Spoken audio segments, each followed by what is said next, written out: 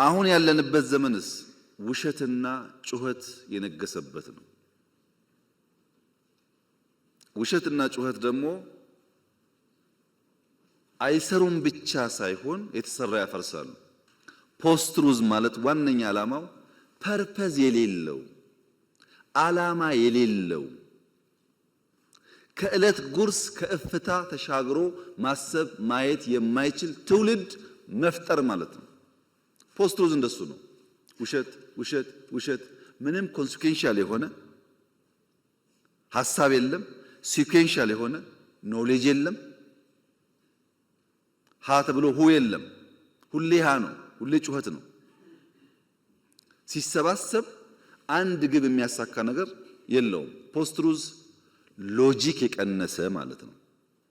ሪዝኒንግ የቀነሰ ማለት ነው። ፋክት የቀነሰ ማለት ነው። ኢሞሽንን ከፍ ያደረገ ማለት ነው። ምን ብናገር ነው ሞቅ ሞቅ የሚለው? በፖስት ትሩዝ ዓለም ውስጥ ኢሞሽን በገነነበት ፋክት በቀነሰበት ዓለም ውስጥ መምህራን እንኳን የፋክት ጉዳይ የሚገዳቸው ሆኖ ካልቆሙ ነገር ይበላሻል።